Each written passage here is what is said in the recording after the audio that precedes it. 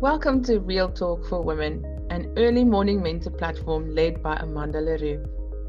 A safe place for honest conversation that lead to healing, freedom, and growth. We journey from brokenness to wholeness, from shame to identity, and from confusion to clarity as we discover our true identity, purpose, and a walk with our kingdom calling. If you are ready to live in alignment with heaven, you're in the right place. Enjoy the session. We are in week 8 since we started, and it is session 7 because one of our sessions had an A and a B. And this week we are talking about living from inheritance, not from performance. So this is a big one. It's a big topic, okay?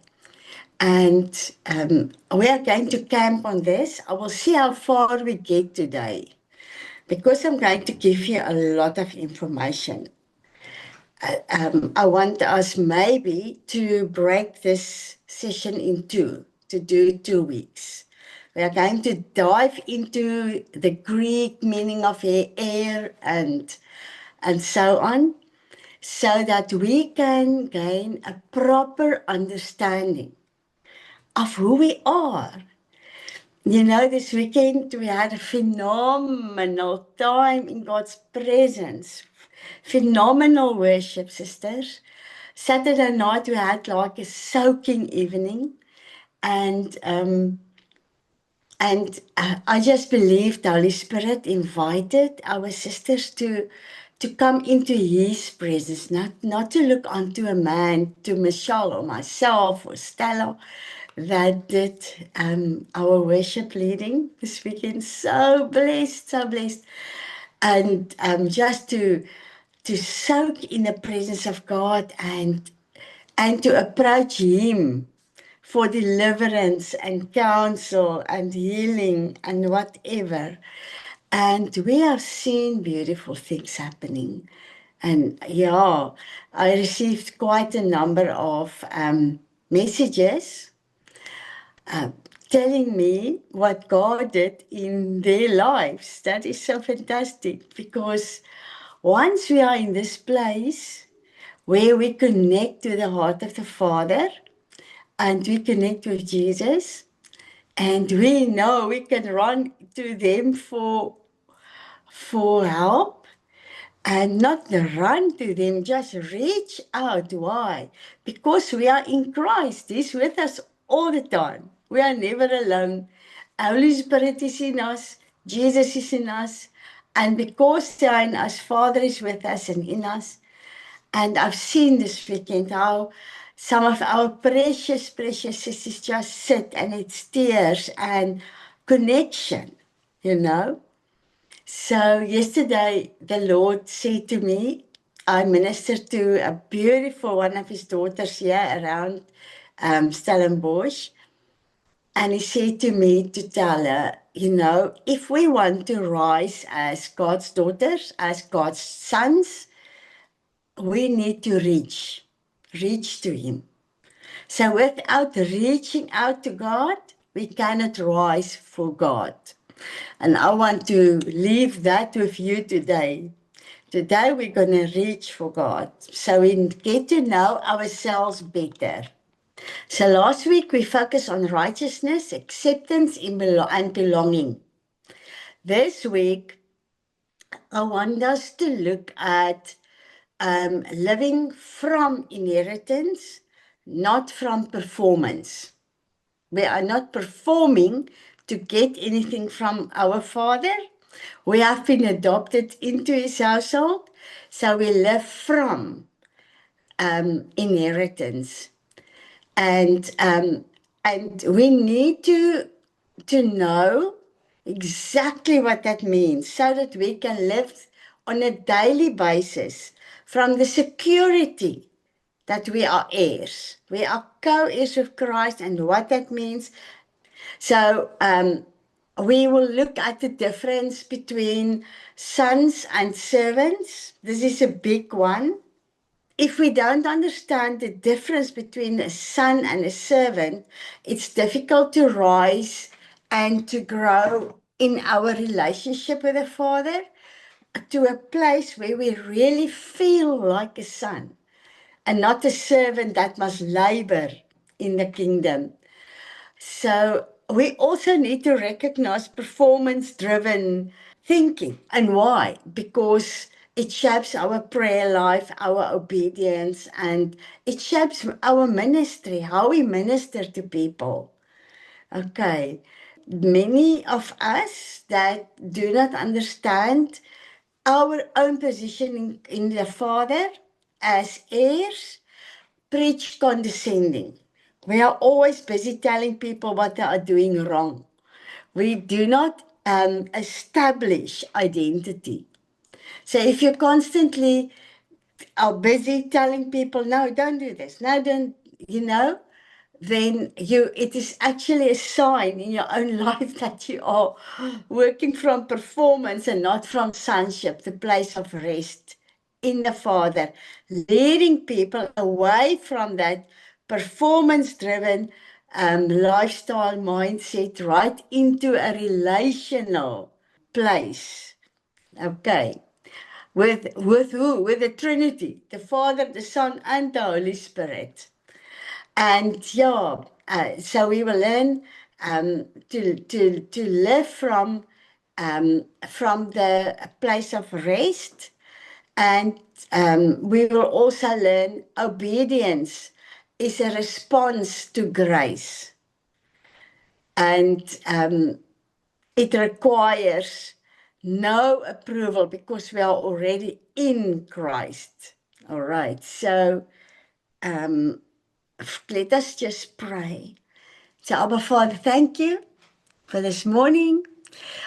And I'm excited to see the sunrise. Lord, thank you that I can be with Pietro and around even my children, as we are also expecting to see you move on our hearts, Lord, this morning, and to really just trust you to expose any place in our lives where we still strive and where we still perform to be in your good books. And I pray for a repositioning this morning. I pray really that our hearts will reach to you so that you can help us, Father. And in the spirit dimension, where we are already positioned in Christ, that the positioning will become a reality to each one of us. I pray, deliver us from performance. Deliver us from strife, Lord, and help us. Bring us right into the place of rest, and where we know that we are surrounded by Jesus day and night, and He's in me. I am in Him.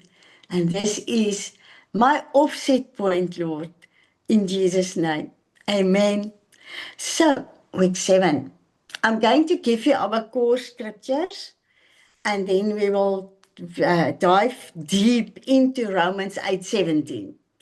So Romans 8:17 is our core scripture. The word of God says, and if children, then heirs, heirs of God and fellow heirs with Christ. We will go deep into this one. Galatians 4:7, that says, so you are no longer a slave. Hallelujah. Sê net bietjie daar in jou kamertjie, hallelujah. But a son. And if a son, then an heir through Christ. So no longer a slave, but a son. If a son, an heir through God. Then Hebrews 4:9-11 is an important scripture actually to study, okay? Therefore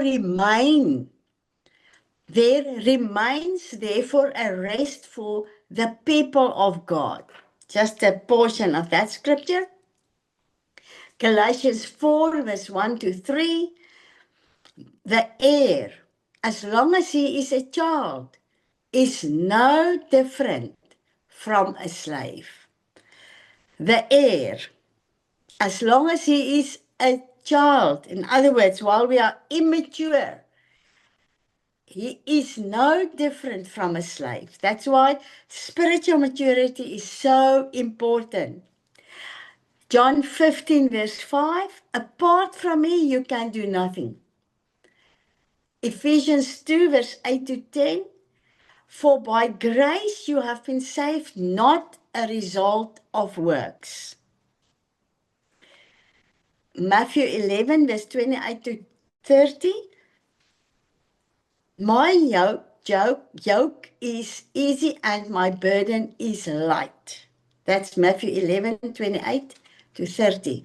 My yoke is easy, my burden is light.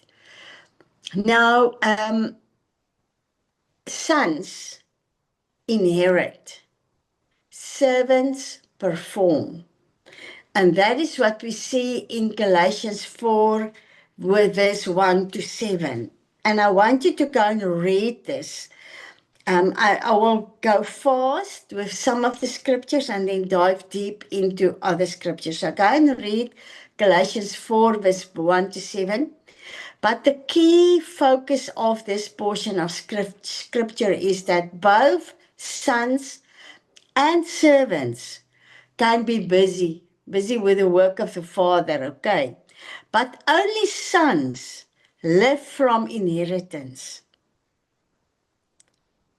So the son and the servant, the immature child of God, can all be very busy with God's work. But sons live from our inheritance.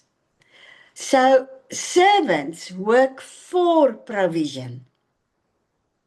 Sons work from provision. Servants focus on the task. Sons focus on the relationship. So what I do because I'm in a relationship with the Father. I'm in a relationship with the Son. And I'm led by Holy Spirit because He's my Parakletos. He is the one that is with me, that covers me, that guides me, that counsels me. And it's as if I can, in the Spirit, see how He is with me all the time, taking my hand, leading me. And because I know Him, because I'm in a relationship with Him, because I have fellowship with Him, I can walk with Him. I don't feel I'm alone. I don't feel abandoned. I don't say, God, where are you? Because mature sons, when we mature in our relationship with God, we have intimate knowledge that God is always with us.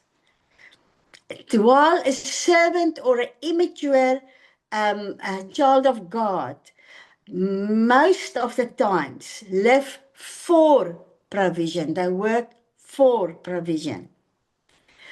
This is so important, okay, that we will understand what maturity shifts in our lives and how it shifts our mindset concerning the Father's heart for us, what He accomplished through Christ for us.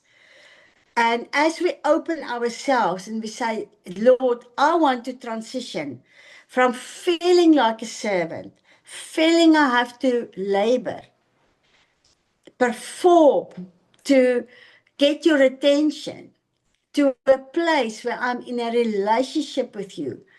When I walk, when I answer my call, when I'm obedient, I know I'm following in the footsteps of Jesus, led by Holy Spirit, in a place where the Father is always there.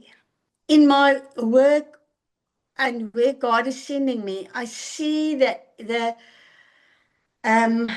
devastation of staying in a mature in an immature relationship with the Father, and what that do to the church, and how leaders can pressure people to perform instead of leading them out of that dark place into the marvelous relationship with the Trinity. Okay, so you can serve the Father faithfully and still not know what belongs to you. Now, Romans 8 verse 17, it says, and for our new sissies, I work from the Amplified Bible in this entire course, okay? So, and if we are his children, then we are his heirs also. Heirs of God, fellow heirs with Christ, sharing his spiritual blessing and inheritance, if indeed we share in his suffering, so that we may also share in his glory. So we have heirs, children, that's heirs. We are his heirs also, heirs with God, fellow heirs with Christ. It's different positions, I want to say, in the household of God that we need to understand. Now, inheritance flows from relationship. It does not flow from achievement. So the day I got saved and I received the infilling of Holy Spirit and I received the baptism of the Holy Spirit and I started to walk with God, that very day, the door opened to a phenomenal, delightful relationship with the Father and the Son and Holy Spirit. And that very moment of salvation, what Jesus did on the cross was activated in my life and has the potential to mature me so that I can co-labor with Jesus on the earth to bring in the harvest. Salvation is important because without it, we cannot enter the kingdom of God. But it is the first step to become a co-laborer with Christ in the harvest fields. So salvation is not the end, it's the beginning. I want to give you some cross references and we will read into each one of these. John 17 verse 24, Galatians 3 verse 29, Galatians 4 verse 7, Ephesians 1 verse 3, verse 11, Ephesians 3 verse 6, and Hebrews 6 verse 12. Okay. So I said inheritance flow from relationship, not achievement. So we do not earn inheritance. We need to mature into our inheritance. That's why it's important to study the Word of God and to get to know Jesus, because the answers lies in his life and his relationship with the Father. And this is what we desire and what we pursue, not strive for. And inheritance includes identity. It includes authority. It includes provision. It includes purpose. So identity, authority, provision, and purpose. And inheritance is accessed by faith and stewardship, not performance. In other words, I receive the truth by faith. And then I need to steward my personal life, my personal relationship with the Father, so that I can grow into full maturity in understanding my new creation identity. And then it is my responsibility to live from that place. So if people say to me in the old days, say for example, your mother or father or siblings or even your grandparents or what, you will never be able to. Doesn't matter what, never be able to. The moment that you are adopted into the household of the Father and you become a new creation, which includes heirship, that very moment, the statement, label, or whatever you will never be able to changes. Because the word says, I am, ek is tot alles in staat, deur Jesus Christus wat my krag gee. So I can do all things through Christ who strengthens me. So the moment I enter this position of an heir of Christ, a co-heir with Christ, an heir of God, you cannot, whatever has been redeemed and is activated in my life. So if I could not multitask in the past, I can start to declare I can multitask through Christ who strengthens me, who redeemed me. Because my created identity has been activated, image and likeness. Remember, I am created according to his image and likeness. And on the cross of Calvary, this has been redeemed now. I am fully the image and the likeness of God. So the moment that I open my heart to my true identity, the resurrection power of God can actually start to work in my life to empower me in the areas where I thought or where I felt there's a shortfall. And it can enhance what is already active in my life. If I think about Salome, my other daughter-in-law, she also started to join us this morning. She's a songwriter. Where does she get the talent from? The Lord. When was it fully activated? She operated in her talent for many years. But the moment that she got saved, the words that she received from heaven, the meaning of what she's writing changed. It became kingdom focus, kingdom purpose, kingdom authority, kingdom. The mind of Christ started to influence her mind. And as she yielded to the change from the old man to the new creation in Christ, what she wrote changed. I'm sure she can agree with me today. And it's the same with Stella. This weekend, we experienced the flow of Holy Spirit.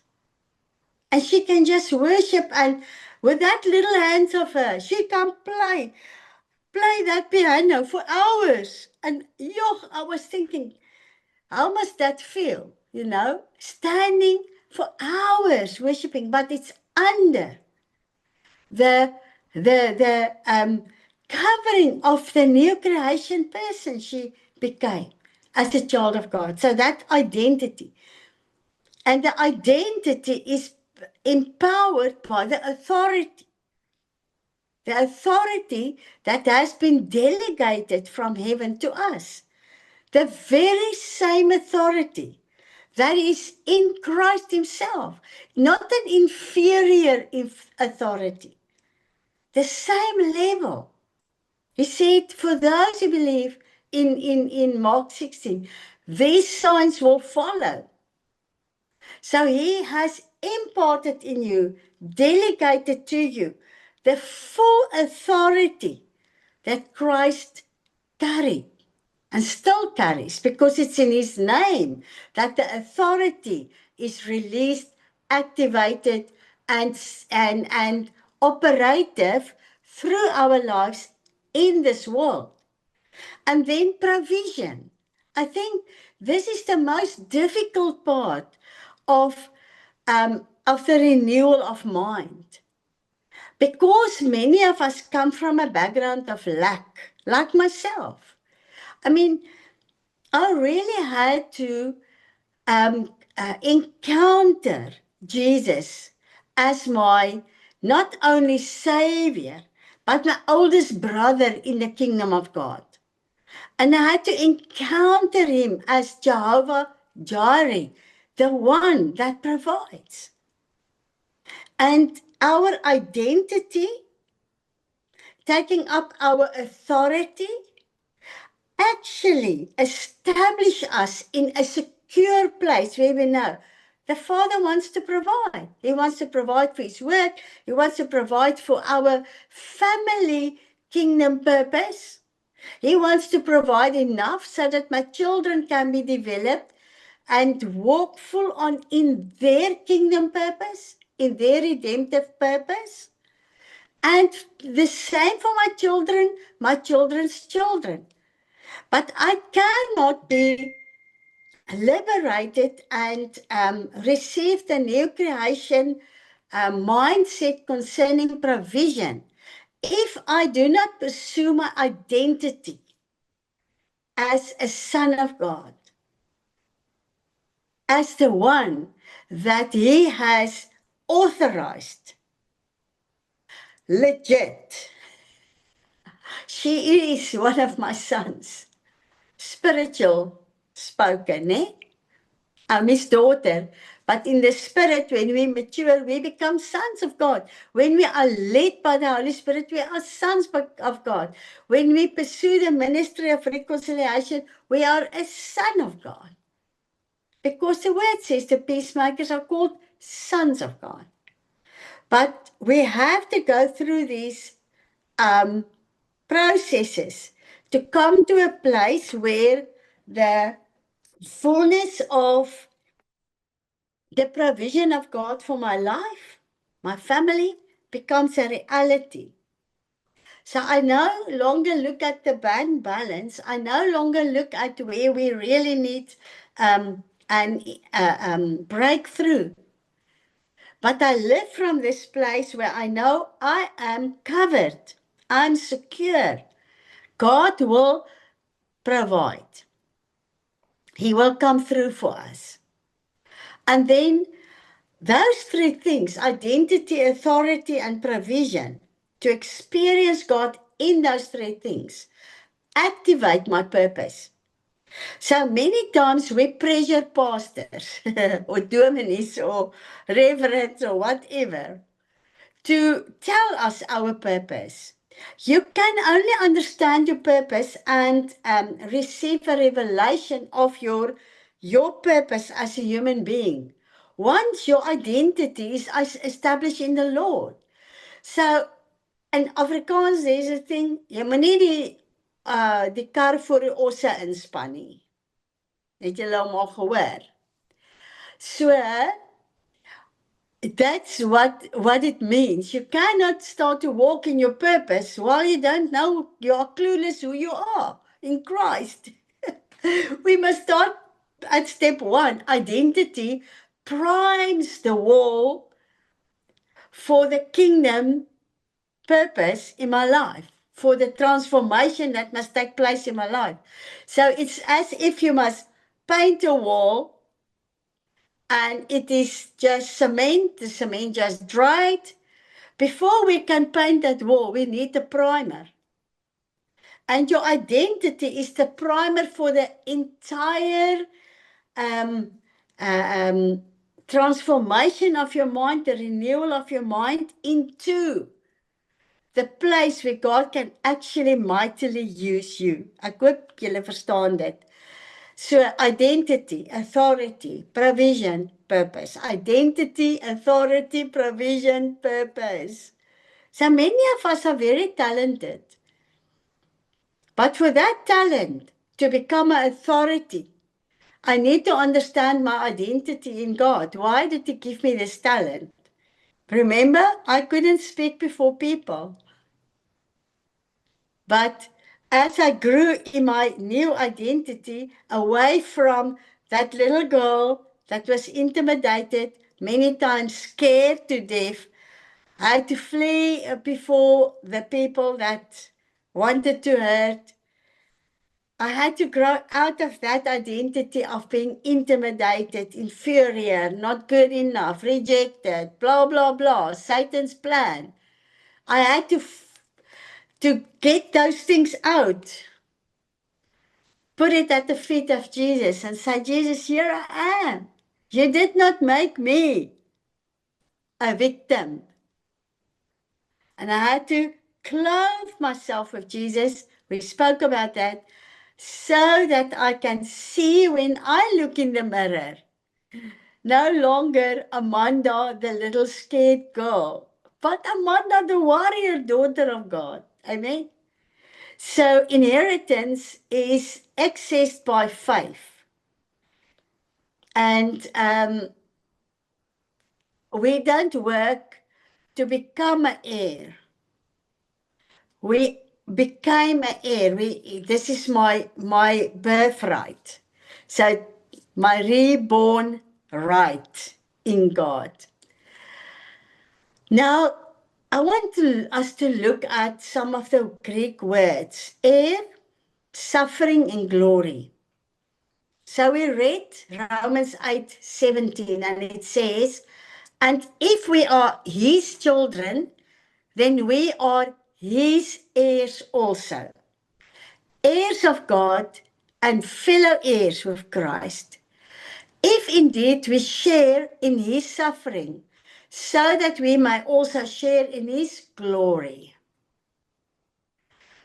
Now, the word heir in Greek, it's New Testament, it's Greek, is klerunomoi.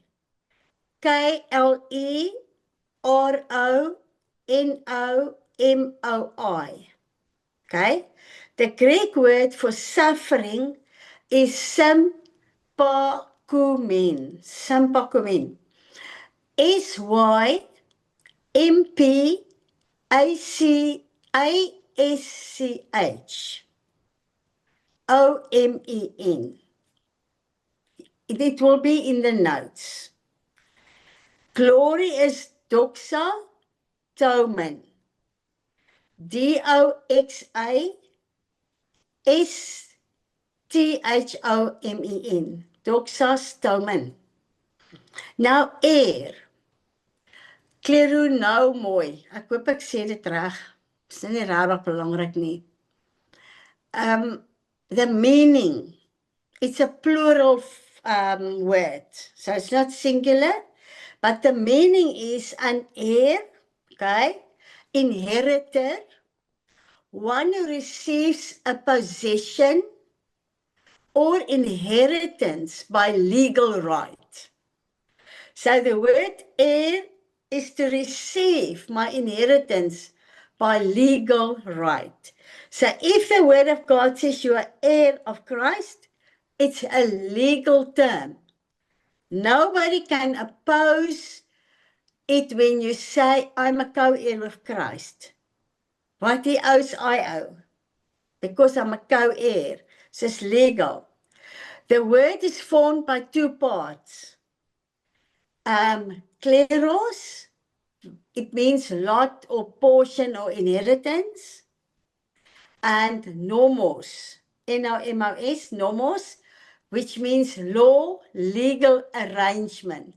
So the Father arranged this legal or legally that I would become the co-heir with Jesus. And what does the word say? Heirs of God and fellow heirs with Christ, or co-heirs with Christ. All right. So it's legally done. And I can tell Satan to leave the room. When he comes and he wants to again convince you you're a servant, not an heir, tell him, leave the room. Go, go, go, go. Friends, the thing why many of us do not walk in our redemptive calling, though we have done the redemptive gifts and we have done all those things, we still feel intimidated.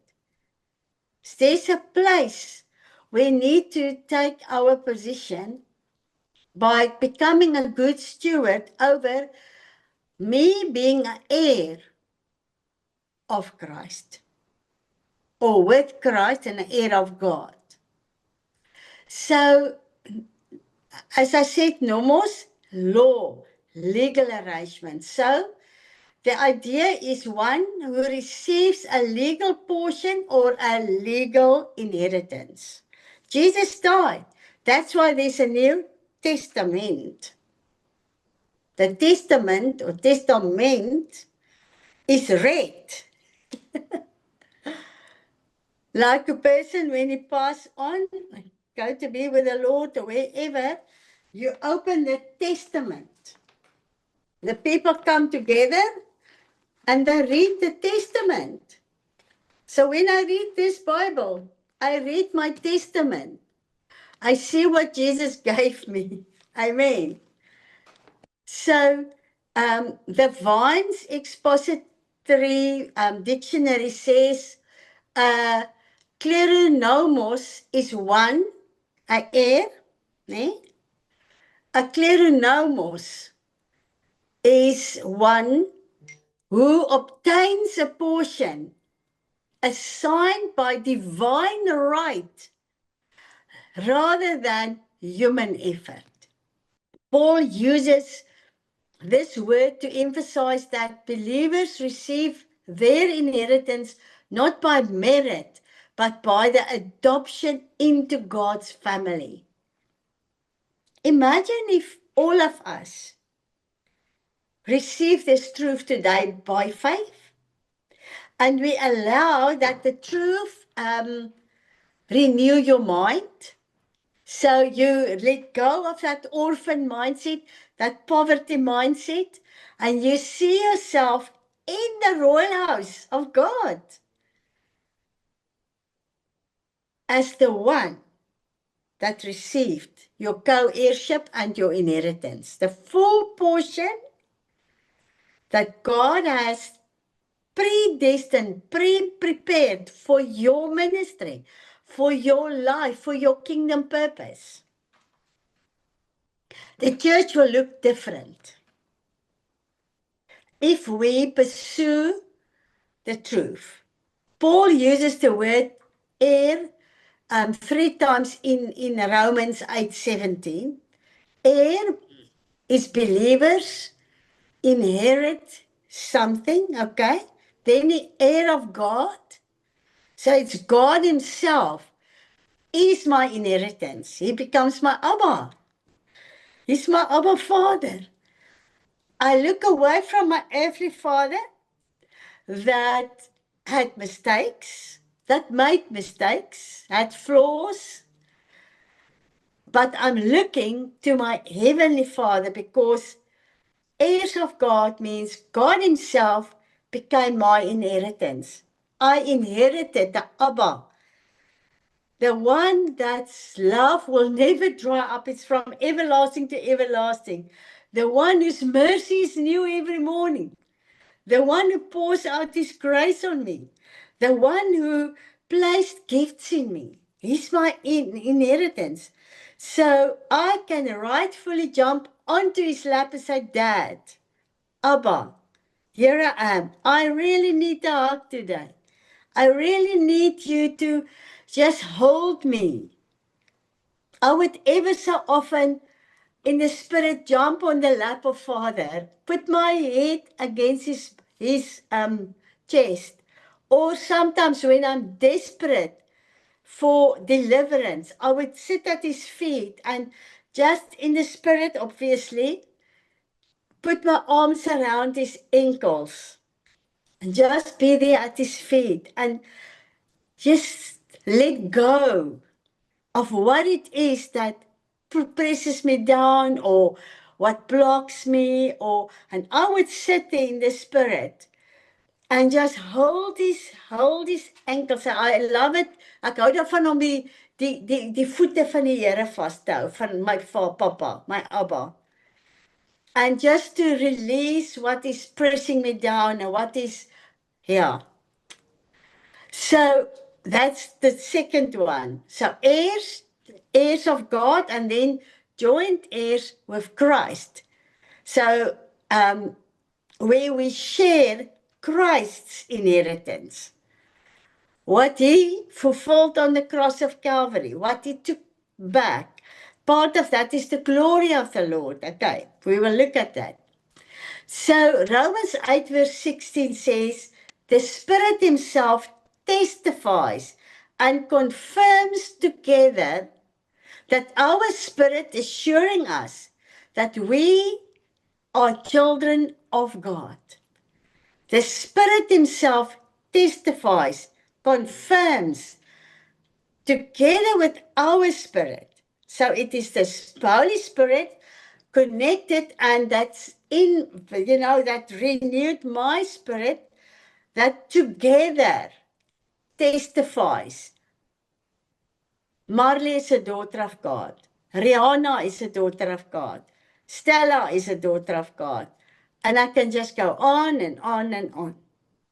Isn't that wonderful, friends? That we have this assurance. There's a confirmation. Petru is my daughter. Don't you understand? So Ephesians 1:11 says, in him also we have received an inheritance. So 1 Peter 1 verse 3-4 says, blessed be the God and Father of our Lord Jesus Christ, who according to his great mercy has caused us to be born again to a living hope, to obtain an inheritance, which is imperishable, undefiled, and will not fade away. Now, I have been ministering to people sad stories about fraud with inheritance after a dad went to be with the Lord, or a mother, but every one of the people I ministered to was the dad that went to be with God and left a substantial inheritance. And then there was like a fight. But who is really owning what the dad left? And I've seen many of God's daughters being cheated out of their rightful earthly inheritance. Nobody can do that with your eternal inheritance. Nobody can come and oppose in court and say, Amanda cannot be the co-heir of Christ. Have you ever thought about it? Nobody can oppose God. He's the righteous judge. 1 Peter 1 verse 3-4 says, blessed be the God and Father of our Lord Jesus Christ, who according to his great mercy has caused us to be born again to a living hope, obtain an inheritance, which is imperishable, undefiled, and will not fade away. So I said that I minister to many beautiful daughters of God who has been cheated out of the earthly inheritance left by the dads because of greed. But in the spirit, nobody can go to the courts of heaven and say, Estelle is not a co-heir with Christ. Estelle is not an heir of God, because it is given by mercy to every child of God, and it is established in my life. I obtain that inheritance, okay, in the spirit, but I must also receive it by faith. So nobody can debate you being co-heir heir of God and an heir. Nobody can contest that in a court because it's done. And Jesus did it. So that was now talking about heirs, okay? Now, number 2, share in his suffering. I want us to look at this because I think we don't understand the importance of also yielding to God's revealed will for our lives. So this word, as I said, is sympo or something like that. That's SYMPASCHO. Okay? Now in Romans 8:17, the word means to suffer with, to share in the suffering with another. All right? And sin, the SYN, in Greek means with or together. The pasho means to suffer, endure hardship. And the word literally means to suffer together with Christ in this case. So the word expresses participation in Christ's suffering. In other words, everything he went through on the cross of Calvary and the entire price that started in the Garden of Gethsemane. It actually started with his life that was fully surrendered to the life of the Father. So the Greek lexicon says to suffer together with another, to endure affliction in fellowship with. So if I'm in fellowship with Christ, I will go to seasons and through seasons where I have to endure affliction, whether it's rejection or whatever. So this suffering refers to the believer's union with Jesus Christ.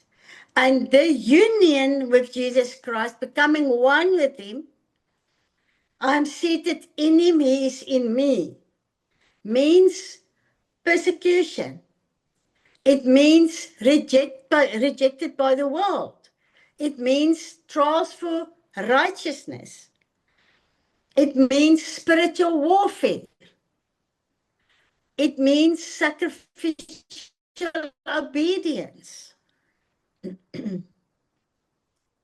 Where I just choose to be obedient. It means Jesus warned, let us look at the John 15:20, okay, that says, if they persecuted me, they will also persecute you. So Jesus warned his followers that if they persecute me, as a man Jesus, you're going to be persecuted as the Son of God. So suffering comes before glory. Now, in the New Testament, the word consistently shows us that Christ went through suffering to be glorified. Believers go through times of suffering, persecution, hardship in the glorification process. Het julle hom? So 1 Peter 2:21 says, for to this you have been called, because Christ also suffered for you,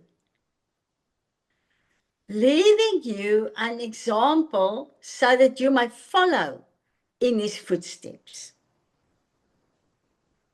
I ministered to somebody the other day, and spirit-filled, tongue-speaking, child of God, and she spoke about God as dude. She said to him, dude, couldn't you just do this for me?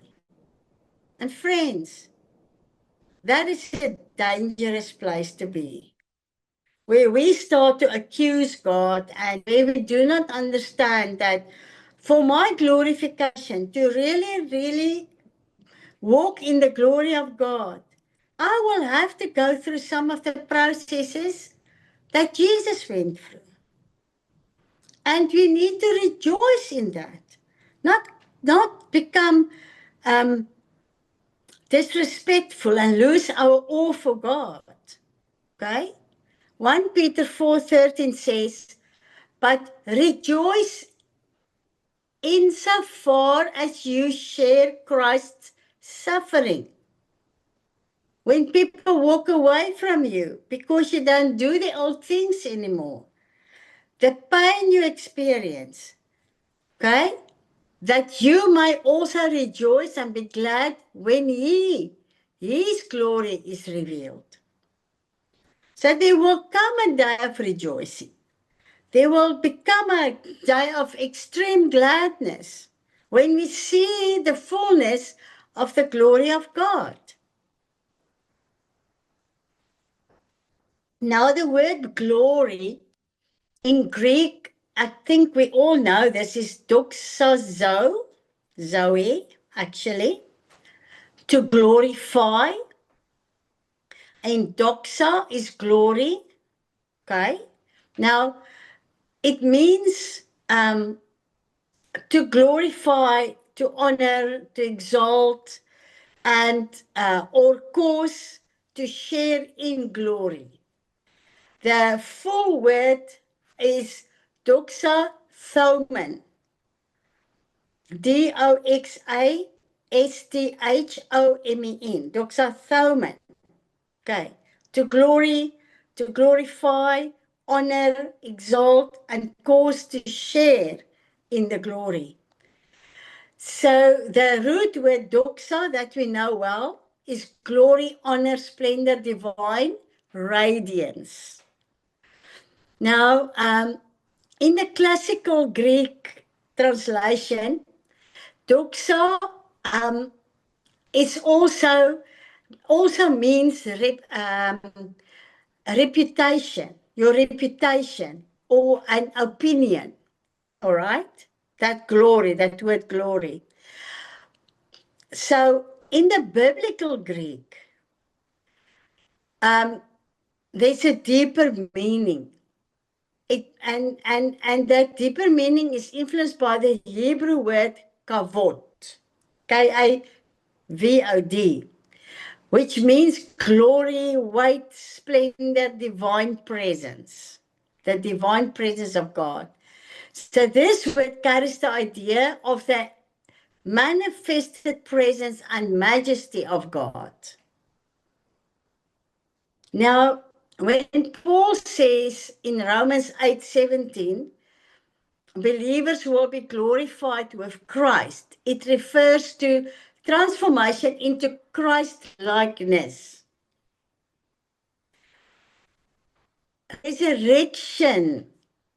Resurrected or resurrection bodies, where we have been resurrected from spiritual death into a living relationship with God.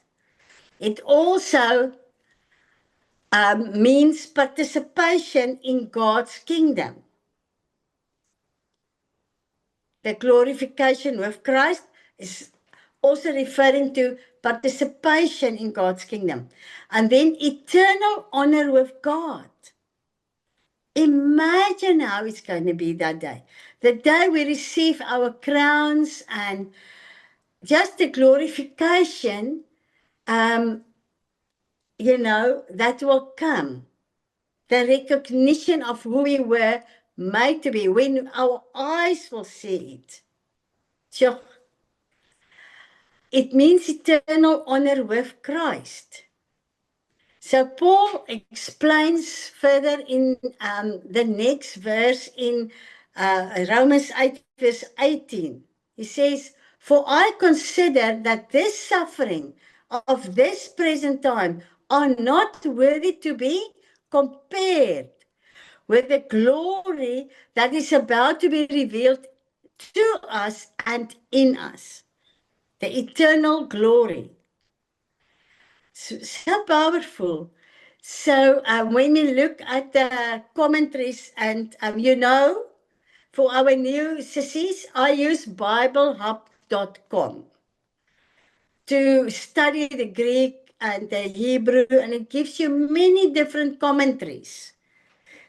When you do word studies, word by word, and you work through the meaning of the words.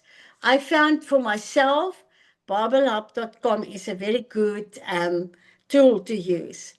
So the Barnes note says that the glory spoken of in Romans 8:17 is the honor and dignity and blessedness which believers will share with Christ in the future kingdom. So it includes resurrection glory, it includes eternal fellowship with God, it includes participation in Christ's reign, which we already practice and have the benefit of in this world. Many of the kingdom benefits, it's already being activated in our lives. So the complete meaning of Romans 8:17, we are heirs by divine adoption. We participate in Christ's suffering so that we can receive participation in Christ's glory. Okay? Heirs by divine adoption so that we can can participate in Christ's suffering and that we may receive participation in the glory of Jesus Christ. So it is sonship that leads to inheritance, suffering, and glory. Luke 24 verse 26 says, was it not necessary for the Christ to suffer these things and then enter his glory? Luke 24:26. So what is the path that we are following? From the cross to the place where we will receive eternal crowns. From suffering to where we will receive glory. From faithfulness to inheritance. Being a child of God, being children of God, is the foundation for inheritance, or the foundation of the inheritance. Now, Paul begins with a condition, as if we are his children. He would say that many times. And this, if we are his children, refers to the spiritual adoption described earlier. We have studied that in a previous session in chapter 8 verse, as Romans chapter 8 verse 40. It says, for all who are allowing themselves to be led by the Spirit of God is sons of God. So we cannot be a son of God without salvation, because we need the renewal of the Holy Spirit. We need the Holy Spirit in us, because it is the Holy Spirit only that can lead us, and we need that to become a son, to be declared a son by the Father. Now, Romans 8:14, I want to read it again and then follow up with 15. It says, for all who are allowing themselves to be led by the Spirit of God are sons of God. For you have not received the spirit of slavery, leading again to fear. And what is the fear? Of God's judgment. But you have received the spirit of adoption as sons, the spirit producing sonship, by which we joyfully cry, Abba, Father. So many commentaries point out that sonship automatically implies inheritance, okay? So that is our qualifying factor to receive the testament, to open it and to see what is it that I inherited.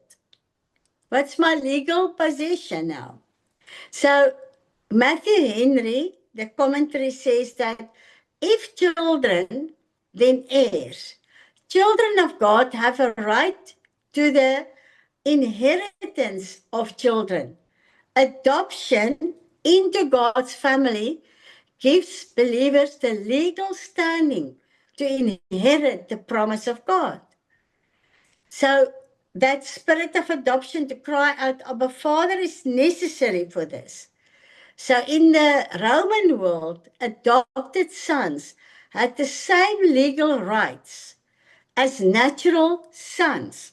So we have the same legal right as the natural Son of God, Jesus Christ, which is why Paul uses this powerful image, this imagery, and why he wrote these deep truths in Romans 8. Now, heirs of God. Paul continues in explaining, then we are his heirs also, heirs of God. This is an extraordinary statement, heirs of God. The believers does not merely receive a blessing from God, but is described as an heir of God himself. So what does this mean? We inherit as God's children eternal life, the kingdom of God, the promises of God, fellowship with God, new creation identity. So John Calvin, the commentary, says that the inheritance of believers is not less than God himself. For he is the highest good and the final reward of his people. So we inherit a father that cannot lie because he's not a man, whose yes is yes and his no is no, whose promises is secure. It's yes and amen. That's what the word says. The promises of God is yes and amen. So this echoes the Old Testament idea that God himself is the inheritance of his people. He said to Abraham, I am your reward. This weekend, while I prepared in my prayer time for to just flow with what the Holy Spirit is going to give, I heard the Lord say so many times, I am your reward. And this was his words to Abraham. Abraham, I'm your reward. Imagine this becomes a rhema in our hearts. God is my reward. It will make suffering so much easier. You know, when I was in the village the last time, I had a parents' meeting, but with the team that came to train my teachers, the 4 teachers. And he asked them to testify about the school and what they observe and how they feel. And this one woman stood up and she said, the school makes her suffering easier because you don't need to worry where the children's food came from. And this is such spiritual words, because when we understand who is our reward, it makes suffering easier. Isn't that true? So, the Lord is the portion of my inheritance and my cup. Psalm 16 verse 5. Let's read quickly. Psalm 16 verse 5 says, O Lord, you are the portion of my inheritance and my cup. You maintain my lot. Isn't this just so phenomenal? He is the portion of my inheritance. It's really powerful. Friends, we need to spend time on this, because I think this is where we are either empowered, or where why we struggle to take hold of our full portion that God gave us.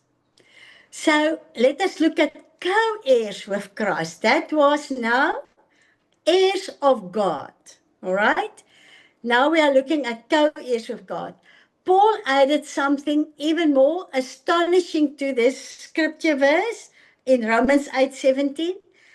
And he said, and fellow heirs with Christ. So believers share the inheritance with Jesus himself.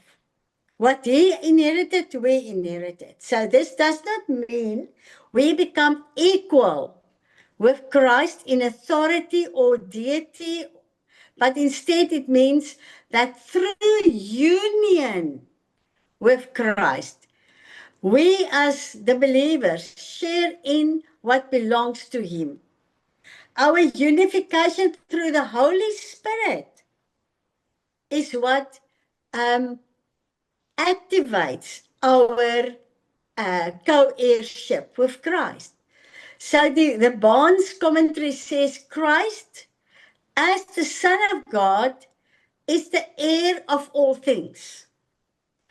Believers, being united to him, becomes partakers of that inheritance. So it's our unification that legally changed our inheritance from orphanmanship to sonship, slaveship to sonship. And this is so powerful. In verse 2 of Hebrews 1, the word says that in these last days, he has spoken to us in his Son, when he appointed heir and lawful owner of all things. Whom he appointed heir and lawful owner of all things. Let's read that again. In these last days, he has spoken to us in his Son, whom he appointed heir and lawful owner of all things. And now the word of God says we are co-heirs with Christ. And if he is the lawful owner of all things, what do we inherit? All things. It's only my mindset that can change how I see myself. If my mind is not renewed, I will see myself as lacking, as not worthy, as not good enough, and whatever else it is that we tag ourselves with. So because we are in Christ, we share his inheritance. Julle, ek kyk vir hierdie berge nie. Die son is besig om oor hierdie berge op te kom. En dis net soos in all over the place. The Son of Righteousness will arise with healing in his wings, and he's healing you today from that orphan mindset, that slave mindset. Hallelujah. Sê tog nou net 'n bietjie amen daar waar jy sit. Kliphard laat die hemel dit hoor. Okay, ek sien nou die son en dit is hoe hy, He arises with healing in his wings. So the healing power of the Lord, his rays of healing is shining over you right now. Receive your healing. It's your portion. It's your inheritance. Yeah, thank you, Jesus. Lord, I just want, at this point, I want to pray and I want to ask if there's any one of us in this room today that needs healing, touch them. Father, I speak to that body. Let go of the pain. Let go of that infirm spirit in Jesus' name. And I speak healing. Healing to your heart. Healing to your broken heart. Healing to your hands and your feet. And wherever you need that beautiful touch of the Lord this morning. Let's go quickly. Sharing in Christ's suffering. Paul added this important qualification to the scripture verse. He said, if indeed we share in his suffering. Now, following Christ's, becoming a follower of Christ includes participation in his suffering. This does not mean suffering for atonement, to pay a price, which Christ completed. Indeed, it refers to persecution, rejection by the world, spiritual warfare, trials of faith, where we have to stand by faith on the promises of God, for example. Jesus wanted his disciples, to understand what he said in John 15, verse 18. If the world hates you, know that it has hated me before hated you. The Lord wants us to walk in that reality. And we need to stop being victims, telling people, oh, this one, don't speak to me, that one. Bless those people. Bless them with love. Bless them with salvation. Bless them with peace and walk on. Rejoice in the fact that you are sharing in the suffering of Christ. Don't be a victim. Don't go into self-pity. Rejoice, friends. So now, John, there's another commentary, John Gill, okay? He said that the suffering here spoken of are not those that make satisfaction of sin, but those endured for Christ's sake and the gospel. Those who resist sin, those who resist evil, in their pursuing of who Christ is, and for his sake, for his name's sake, and for the sake of the gospel. Believers share in Christ's suffering because they belong to him. We belong to him. That's why, it's just going to happen. As you change, as your mind is renewed, as the mind of Christ is taking its rightful place in my mind, in my thoughts, in my actions, people will walk away from us. It's painful, but we can rejoice in that. Lastly, sharing in Christ's glory. Last for today. The promise attached to suffering is glory. Suffering, glory. We just want the glory. So that we may also share in his glory. So the suffering leads to glory. This refers to the future glorification of believers when Christ returns. But I can testify that the enemy recognized the glory on you already. And the world can also see that. Romans 8:18, for I consider that the suffering of this present time are not worthy to be compared to the glory that is about to be revealed to us and in us. So we cannot even compare the suffering to the glory, the beauty of the glory of God. Matthew Henry's commentary says, The suffering saints shall be glorified saints. The suffering saints shall be glorified saints. So the same Christ who suffered is now glorified. And his people shall follow him in that glory. Painful, but beautiful. And we want that. So believers are destined to share in Christ's glory, in the resurrection, and in the kingdom of God. If this teaching touched your heart or spoke into your life, please subscribe to the channel, like this video, and share it with someone who may need encouragement today. If you would like to connect or have questions, feel free to email me at amanda@arialaministries.org.za. You can also visit our website at www.arialaministries.org.za and www.restoringhopeafrica.org. You can find me on Facebook at Amanda Leroux.